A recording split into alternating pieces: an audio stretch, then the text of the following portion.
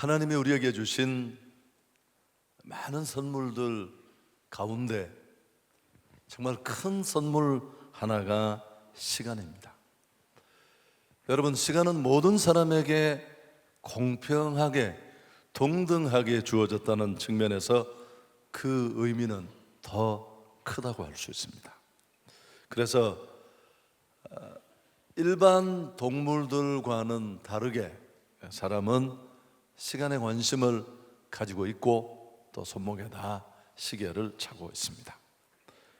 한편으로 그만큼 시간이 우리에게 효용 가치가 높은 자원일 뿐만 아니라 또 시간에 영향을 받는 존재라는 의미도 있습니다. 여러분, 시간은 무한한 가치를 가지고 있습니다. 그래서 그 가치를 알고 생명 같은 시간을 잘 사용하면 우리 인생은 정말 새로워질 수 있습니다. 그냥 흙수저로 태어나도 얼마든지 바꿀 수 있고 새로워질 수 있습니다. 또 반대로 그렇지만 잘못 사용하면, 그 가치를 소홀히 여기면 그 인생은 침몰하고 낭패를 당할 수 있습니다. 저는 흔히 생명 같은 시간을 소홀히 여긴 자들에게 돌아오는 대가를 시간의 복수라고 합니다. 저는. 무섭지 않습니까? 복수혈전. 여러분, 생명 같은 시간을 함부로 허비한 사람은 반드시 그 시간의 복수를 받게 될 것입니다. 전도서의 오늘 말씀을 우리가 읽었는데 모든 일이 시기와 때가 있다고 말씀합니다. 우리는 하루 24시간을 대체적으로 3등분으로 나누어서 사용합니다. 대부분 이 3등분의 분류를 따를 수밖에 없습니다. 우선 첫 번째 8시간을 3으로 나누면 8시간씩 돌아가잖아요. 휴식하고 잠자는데 사용합니다. 일평생 70년, 80년, 90년을 살더라도 또 혹시 우리가 100세 넘게까지 사는 축복을 누려도 3분의 1 정도는 이렇게 할애할 수밖에 없습니다. 아깝지만 잠자고 휴식하는 거 꼭 필요합니다. 축복이기도 하고요. 짜증 없이 정말 수준 있게 의사결정을 하면서 집중력 있는 일을 하려면 이런 육체의 쉼, 휴식, 재충전은 꼭 필요합니다. 2시간 수면법, 외눈 수면법 제가 다 해봤습니다. 여러분, 결국 모자라면 자야 돼요. 한동안 한시적으로 그렇게 독을 품고 할 수는 있습니다만은, 그 다음 두 번째 또 8시간은 어떻게 쓰느냐 하면 보통 일을 하는데 사용합니다. 가정, 직장, 개인적인 일, 어떤 일이든 한 사람이 이 세상에 와서 무엇을 하며 살았느냐 하는 것은 참 의미가 있습니다. 그래서 바로 이 의미를 남기는 일에 우리는 이 시간을 보내게 됩니다. 직업이라는 이름으로 또 사명의 자리에서 맡은 일을 하면서 그렇게 살게 될 것입니다. 여러분, 구태여 이런 말 할 필요가 없습니다만은 성실하게 맡겨진 일에 우리는 정말 전심전력을 다해야 할 것입니다. 즐기면서 일하고 자신의 직업에 불만이 없어야 합니다. 세상에 제일 불행한 사람은 직장에 출근하면서 정말 죽기보다 싫어서 간다. 죽는 것보다는 낫습니다만은 얼마나 불행한 일이겠습니까? 그리고 마지막 남은 한 토막 8시간은 사람에 따라 다릅니다만은 자유롭게 사용을 합니다. 근데 사실은 오늘 서론이 좀 길지 모르겠습니다만은 이 8시간을 어떻게 활용하느냐가 결판을 짓는다고 합니다. 여러분, 휴식을 잘 하는 것도 일의 효율성을 높이는 데 필요하고 또 내가 전문으로 하는 그 일에 월등함을 드러내고 또 더 고급 스킬을 장착하고 이런 것도 필요하지만 결국은 이 나머지 자유롭게 쓸 수 있는 8시간을 어떻게 활용하느냐에서 많은 것들이 판가름 난다고 합니다. 나는 이 8시간을 어떻게 사용하고 있는지 한번 오늘 성찰해 봤으면 좋겠습니다. 그 시간에도 집에까지 일을 가지고 와서 막 일을 뒤집어 쓰고 온 식구들한테 스트레스를 주면서, 저도 약간 이런 경향이 있습니다만, 이런 일 중독자가 되느냐, 아니면 어영부영 TV 앞에 앉아서 앞뒤도 안 맞는 연속극 보면서 좋아서 너무너무 행복해하는 사람 보면 참 티 없이 맑다, 그런 생각이 듭니다. 천국이 이런 분들의 것 아니겠습니까? 또 어떤 분들은 실컷 잠이나 자자, 그것도 좋습니다. 휴식하는 거. 인생은 하나님의 선물이고 시간은 그 선물 안에 보석 같은 부분입니다. 잘 선용할 수 있기를 바랍니다. 전도자는 앞부분에서 1장, 2장에서 헤아의 인생의 허물을 아주 신랄하게 제시했습니다. 말 그대로 절대 허무예요. 헛되고 헛되고 헛되고 헛되다. 그래서 마치 그 인생은 바람을 잡는 것과 같다 라는 게 전도서 기자가 줄곧 1장, 2장 다양한 예를 들어서 설명을 했습니다. 그래서 이제 이 두 번째 단락으로 들어서면서 이런 허물을 극복할 수 있는 가능성을 우리에게 제시합니다. 사실 전도서는 불확실성 속에서 인생을 행복으로 이끌어주는 책입니다. 여러분, 누구나 하나님 앞에서 아름다운 삶을 꿈꿉니다. 그리고 우리에게 생명 주시고 자기 아들까지 아끼지 않고 주신 그 하나님 역시 우리가 그렇게 살기를 기대하시고요. 여러 가지 상황은 좋지 않고 전해볼 수 없이 어려운 때를 우리가 살고 있지만 축복하고 싶습니다. 모두가 이런 아름다운 삶을 살기를 주 예수 그리스도의 이름으로 축원합니다. 오늘 전도서에 주시는 메시지를 제가 정리하는데 참 어려움이 있었는데 좀 정리가 될지 모르지만 함께 나누기를 원합니다. 오늘 이런 불확실성의 허무로 점철된 인생을 우리가 내려놓고 정말 하나님이 기대하시는, 전도자가 우리에게 조언하는 이런 아름다운 삶, 의미 있는 삶, 행복한 삶으로 나가는 길은 그렇게 복잡하지 않은데요. 우선 첫 번째는 기본적인 얘기입니다만 순서를 꼭 붙이기는 그렇지만 시기와 때를 잘 분별해야 합니다. 오늘 1절에도 보면 범사에 기한이 있고 천하 만사가 다 때가 있다. 여러분, 모든 일에는 다 적기라는 게 있잖아요. 때가 있어요. 농부에게도 그런 시기가 있고 공부하는 학생에게도 그렇고 목회를 하는 목회자도 마찬가지입니다. 정말 전후 좌우 가리지 않고 막 젊음의 열기를 온통 불태워서 달려가야 될 그런 시기가 있는가 하면 좀 돌아보아야 될 시기, 성숙을 해서 더 깊이 폭과 깊이를 넓혀야 될 시기, 다 그 단계가 존재합니다. 20대에는 20대에 해야 할 일이 있어요. 40대는 그 중년의 나이에 맞는 그 시기, 그 중년의 시기에 해야 할 일이 또 있고요. 70대는 70대대로. 여러분, 심리학에서 하는 얘기인데 우린 청년기에 자기 나이가 이렇게 고정이 돼요. 그러니까 나이를 먹고 내가 변한다는 걸 잘 몰라요. 저 역시 마찬가지입니다. 지금도 저는 청년이에요. 가끔씩 거울을 보고 할아버지를 거울 앞에서 만나고 깜짝 놀랍니다. 병원에 진료를 받으러 갔더니만 의사분이 저를 보고 어르신이라는 말을 듣고 내가 뒤로 자빠져서 죽을, 난생 처음 들어본 소리여서.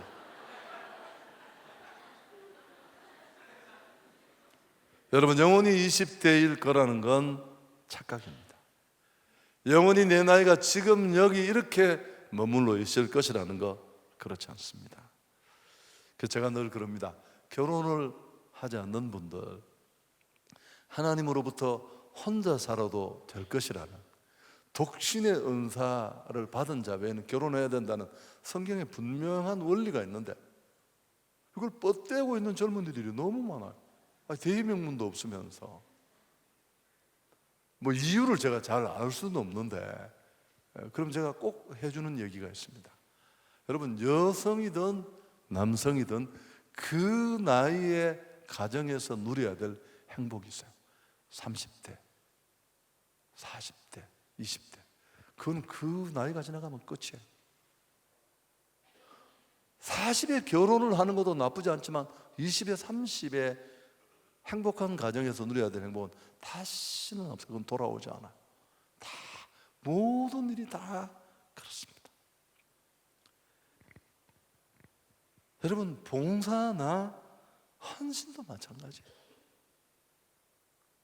참 아쉬움이 많습니다만 부탁을 드리면 저분이면 충분히 한성교회 이런 일을 하실 수 있겠다 싶어서 정말 고민하고 부탁을 드리면, 목사님 아이 좀 키워놓고, 저 지금 이거 사골세 빵인데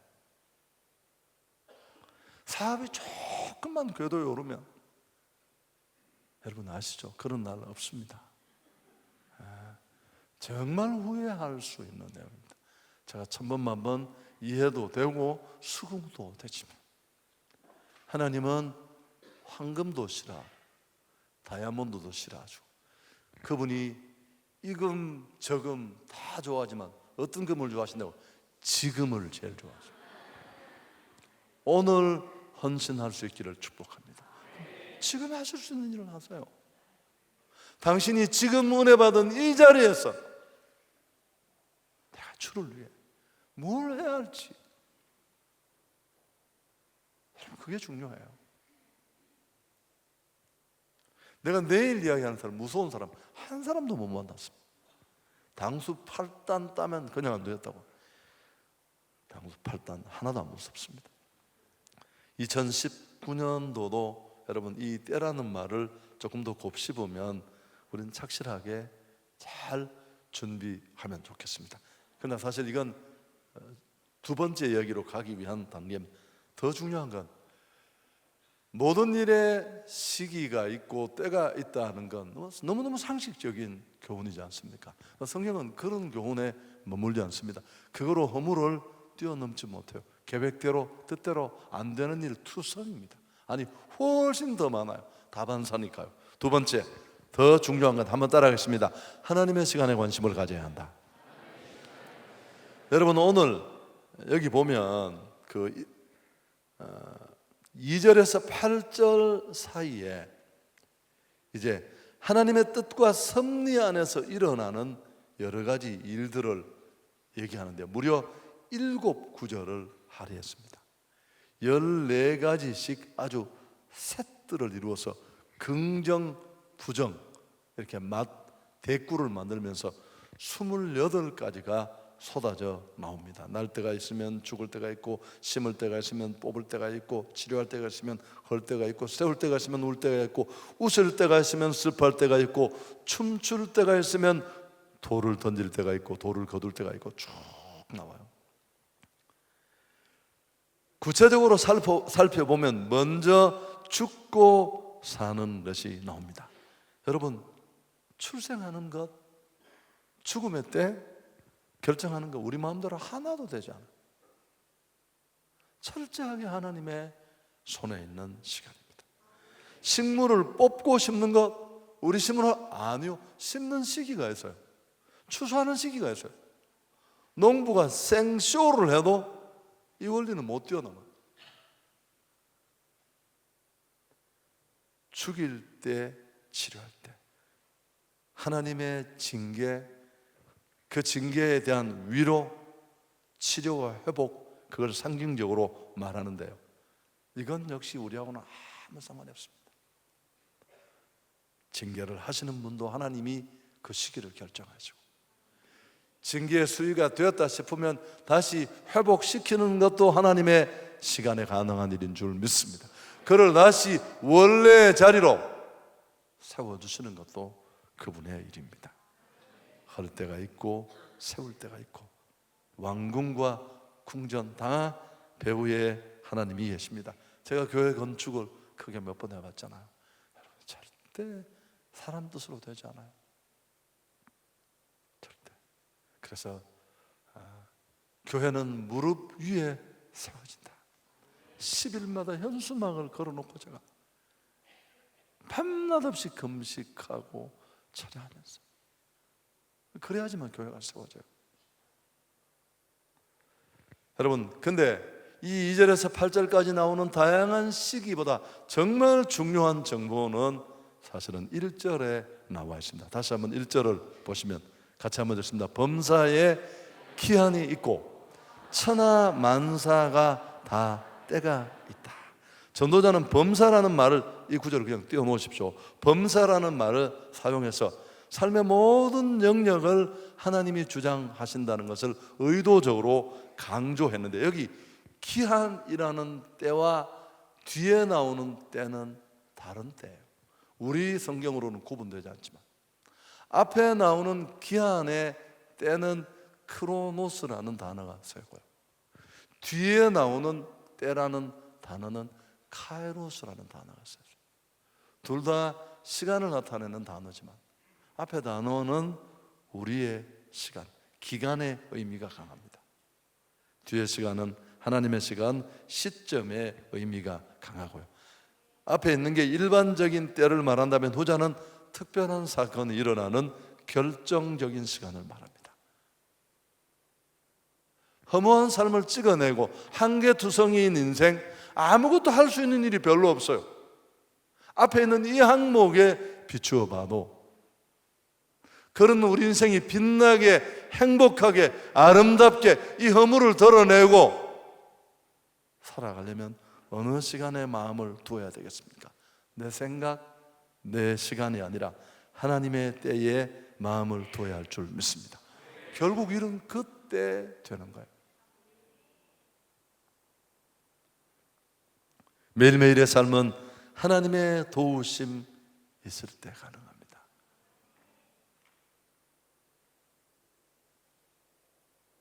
일의 성취는 궁극적으로 하나님의 손에 달려 있으니까요. 여호와께서 집을 세우지 아니하시면 세우는 자의 수고가 되고, 여호와께서 성을 지키지 아니하시면 파수꾼의 깨어있음이 허사입니다. 우리가 일찍 일어나고 늦게 누우며 수고의 떡을 먹음이 헛되도다. 그러므로 여호와께서 사랑하는 자에게 잠을 주신다고 했습니다. 여러분, 그래서 우리는 일의 궁극적인 성취는 하나님의 손에 달려 있습니다. 올바른 결정을 내릴 때 가장 적절한 시기를 분별해야 될, 내 시간의 마음을 온통 빼앗길 것이 아니라 하나님의 결정적인 시간에 관심을 가질 수 있기를 축복합니다. 11절은 오늘 이 단락에서 너무너무 중요한 핵심 구절입니다. 다시 한번 읽겠습니다. 같이 의미를 깊이 곱씹으면서 읽습니다. 하나님이 모든 것을 지으시되 때를 따라 아름답게 하셨고 또 사람들에게 영원을 삼아오는 마음을 주셨느니라. 그러나 하나님이 하시는 일의 시종을 사람으로 측량할 수 없게 하셨다. 여러분, 이 11절 앞부분에 하나님이 모든 것을 지으시되 어떻게 때를 따라 아름답게 하셨다. 내 시간에만 온통 혼이 빠져서 내 계획에만 휘둘려서는 절대 인생은 아름다울 수는 없어요. 뭘 남긴 것처럼 보이지만 우리가 정말 아름다운 인생, 의미 있는 인생, 하나님 앞에서 칭찬받는 삶을 기대한다면 때를 따라 아름답게 하셨다는 이 말씀을 우리가 꼭 염두에 두어야 할 것입니다. 인생의 즐거움은 하나님 손에서 나는 선물입니다. 인생은 영혼을 사모하는 마음을 가지고 하나님의 섭리를 받아들이고 그리고 나서 최선을 다할 때 인생의 허물을 뛰어넘을 수 있습니다. 인간의 작은 머리로는 하나님을 알 수도 없고 측량할 수도 없습니다. 따라서 하나님을 의지하고 경외해야 할 줄 믿습니다. 하나님 앞에서 우둔한 우리 인생이 취할 수 있는 자세는 겸손과 순종뿐입니다. 기도하면서 지혜를 구하고 순종할 수 있어야 할 줄 믿습니다. 여러분, 살다가 보면 사람이 어떻게 해야 할지 아무것도 할 수 없고 어떤 결정도 내릴 수 없는 그런 때를 만나게 됩니다. 그때 우리는 인정해야 할 게 있습니다.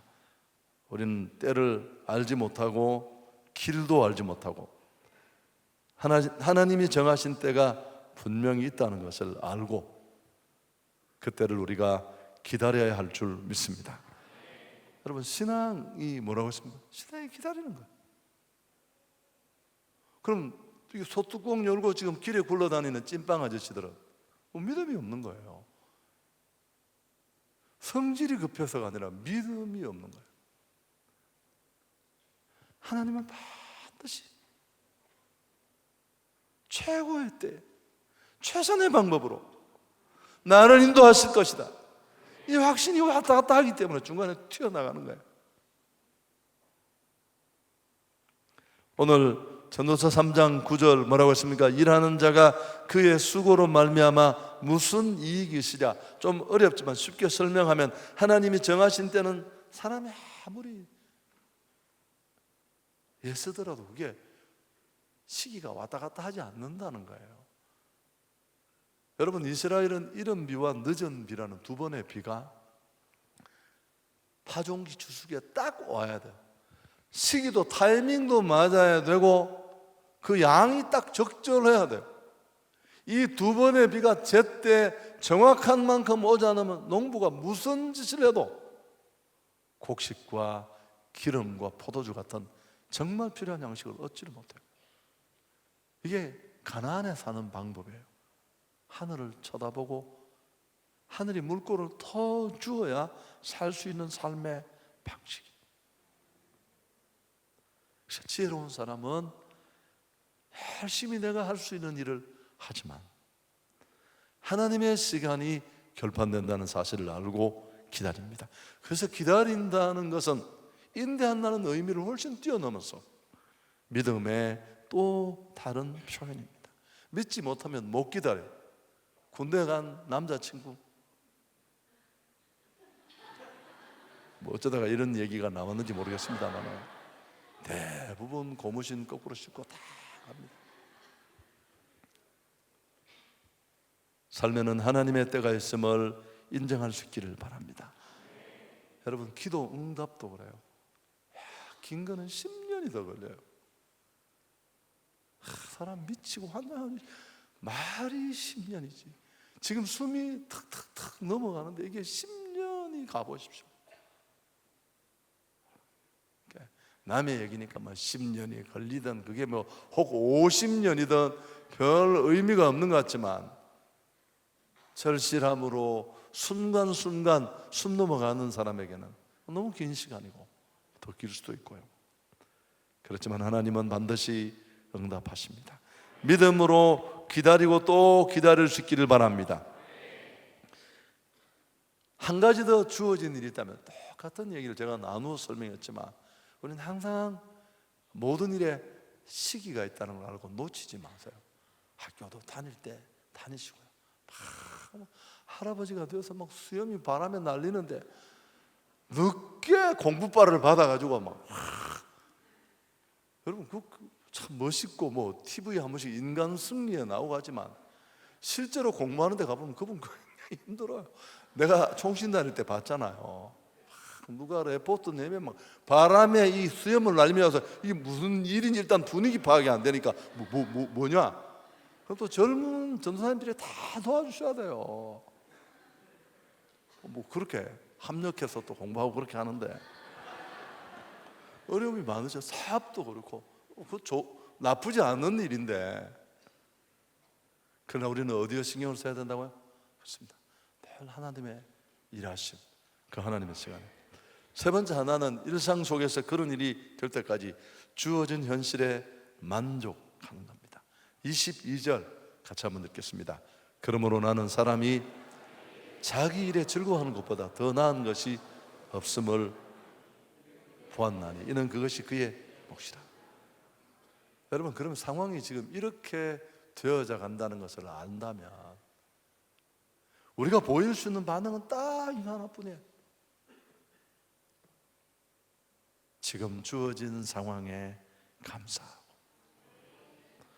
오늘의 행복을 누릴 수 있기를 축복합니다. 어느 때이든지 그 자리에서 감사하며 즐거워하십시오. 이스라엘을 보십시오. 해방시켜 주셨는데 430년간 노예로 두들겨 맞고 혹독한 고역에 시달리고 매질에 시달렸을 텐데 하나님이 은혜로 능력으로 기적적으로 그들을 풀어주셨습니다. 그런데 그들은 홍해를 건너고 그 멋진 것들을 먹고 마시고 누렸지만 걸핏하면 불평하고 원망했습니다. 없는 일까지 미화해서 추억해가며 하나님 앞에 대들었습니다. 애굽에 있을 때는 그때대로 얼마나 어려웠으면 살려달라고 온 백성이 함께 help me 해서 하나님 살려줬는데, 광야에서 몇 가지 불편하다고 애굽에 고기 가마 곁에 있었을 때가 행복했다고 할 말이 따로 있지.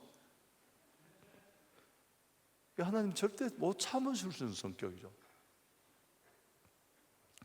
여러분, 부정적인 사람은 여름에는 덥다고 또 막 짜증을 내요. 언제 찬바람 불겠노? 그럼 겨울에는 햇볕 줄 아는데 또 인상이 여름보다 더 안 좋으세요. 뭐 크림을 안 발랐는지. 그럼 그분이 가을에는 좋아. 또 가을이 없대요. 요새는 또 어디 갔는지. 그럼 사계절을 다 힘들었어요. 여름에는 겨울을 기다리고 겨울에는 또 여름을 기다리고 짧은 가을을 추억하다 오면 또 짧다고 불평하다가 겨울 오고. 여러분, 그냥 겨울은 겨울대로 즐거워하십시오. 롱코트도 하나 샀는데 실컷 입으십시오. 실컷. 지나간 것 미워하기보다 지금의 순간을 소중히 여길 수 있기를 축복합니다. 여러분, 오늘이 최고의 날이에요. 내 인생의 가장 젊은 날이고 피부도 가장 지금이 제일 탱탱합니다. 내일보다 오늘이.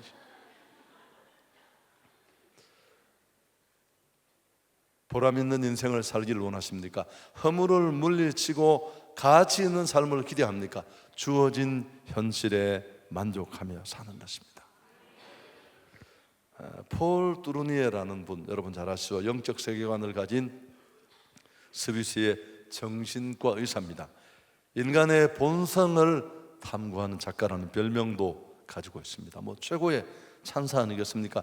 사람들은 그를 가리켜서 인격의학의 창시자라고도 부르는데, 그분이 쓴 책 중에 유명한 인생의 사계절이라는 책이 있는데 정말 인생에 대한 통찰을 보여주는 책입니다. 한번 읽어볼 필요가 있습니다. 이분은 인간은 자연의 일부이기 때문에 자연의 법칙과 시간의 지배를 받는다고 전제합니다.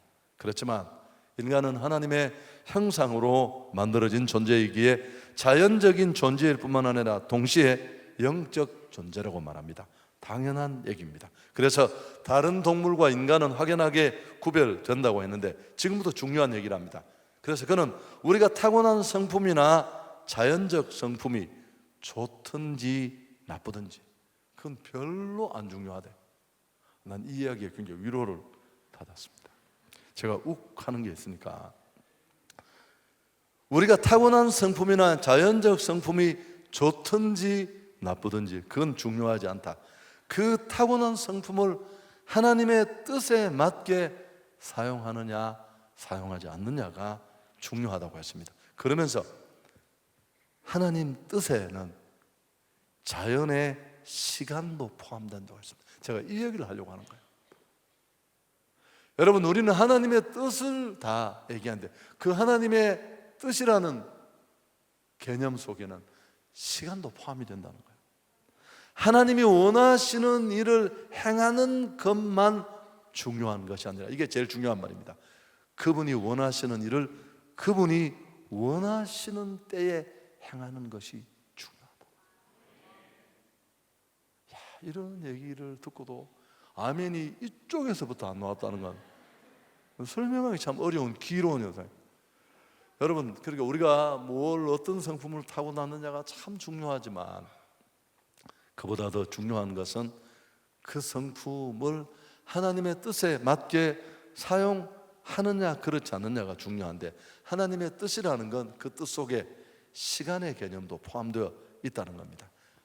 하나님이 원하시는 일을 하느냐 하지 않느냐가 첫 번째 관건이겠지만, 또 한 가지, 그분이 원하시는 일을 그분이 원하시는 때에 행하는 것이 중요하다. 인생의 여름에 해야 할 일이 있고, 인생의 겨울에 해야 할 일이 있다는 겁니다. 인생의 밤에 해야 할 일이 있고, 인생의 낮에 해야 할 일이 있다는 거죠. 우리는 자연의 시간에 지배받는 존재지만, 또 다른 한편으로는 하나님의 시간에 다스림을 받는 존재이기 때문에 그렇습니다. 너무 중요해요. 그러니까 우리가 이런 데 관심이 있어야 돼요. 한 번의 기도 응답을 다 받느냐, 더 못 받느냐, 이런 문제를 훨씬 뛰어넘어서 수준이 달라지고, 오늘 허망한 삶을 끝내고 찰나의 짧은 의도와는 전혀 다르게 끌려서 올라가는 이 찰나 같은 인생이 아니라, 창조주의 뜻을 알고 하나님이 우리를 통해 이루시기를 원하시는 이 아름다운 삶을 살려면 우리가 꼭 이 말씀에 귀를 기울여야 할 줄 믿습니다. 정리를 하겠습니다. 첫째, 여러분, 시기를 놓치지 않기를 바랍니다. 지금 할 수 있는 일을 열심히 하십시오. 2019년 계획을 꼭 세우셔야 됩니다. 어떻게 살고 싶고 뭘 하고 싶고, 그건 다 하는 거예요. 계획 없이 사는 건 막 사는 거고. 벤자민 프랭클린의 말을 자주 인용했습니다만, 나는 아무 계획도 안 세웁니다. 그건 계획을 당신이 안 세운 게 아니고, 벤자민 프랭클린이 뭐라고 했을까요? 실패를 계획하는 것과 꼭 같다. 나는 아무런 계획을 안 한 게 아니라 그냥 막 살겠다고 계획을 하신 거죠. 그러니까 그건 막 살면 100% 실패하는 거예요. 이런 인생의 자원들, 시기, 타이밍 다 놓칠 수밖에 없으니까 기본적인. 두 번째, 하나님의 시간에 관심을 가져야 합니다. 겸손하게 내 생각을 내려놓고 새벽마다 기도하면서, 하나님 내게 주셨고 내가 하고 싶은 일이 있는데 하나님이 내게 원하시는 일은 무엇이고 그 타이밍은 언제입니까? 여러분, 스펄전이 정말 정답을 이야기했습니다. 오늘 참 우리 자막을 찾아서 원고 중에 하나를 띄워주시거든요. 참 대단하십니다. 이게 제일 중요한 말인데, 스펄전은 이렇게 말했습니다. 우리가 하나님을 기다릴 가치가 있다. 그 이유는 하나님은 우리를 유익하게 할 정시각에 도착하시기 때문이다. 그는 그 정시각보다 이르게 오시지도 않고 늦게 오시지도 않는다. 우리 편에서는 늦다, 이르다고 말하지만 하나님은 최적의 시간에 오시는 줄 믿습니다. 그 최적은 그분의 유익이 아니라 오늘 우리의 유익인 줄 믿습니다. 최고의 때, 최고의 방법으로 오실 줄 믿습니다. 지금 13명이 아멘을 안 했습니다. 내가 이유를 알거든요. 여러분, 저는 이제 우리 부모사님들 많이 계시고 또 제가 제일 잘하는 부분이니까, 저는 30대 중반부터 담임이 되고 싶었습니다. 정확하게 말하면 33살 때부터. 아무것도 모르는데 하나님, 난 너무너무 담임이 하고 싶습니다. 담임을 시켜주지 않았습니다. 정말 힘든 일도 너무 많이 겪고 가슴이 찢어질 만큼 아팠고 그랬습니다. 근데 돌아보니까 정말 하나님은 다, 제가 우리 무슨 예배 때 엑소더스 예배 때 차라리 얘기를 했나요? 뭐 임정 목사님이 뭐 교회 몇 살이냐고 물으니까 목사님하고 똑같이 39살 12월 셋째 주 기도회가 12월 셋째 주에 부임했다고 어제 뭐 설교에 올려가 한번 봐주세요. 여러분, 근데 돌아보면 그건 각자마다 다 달라요.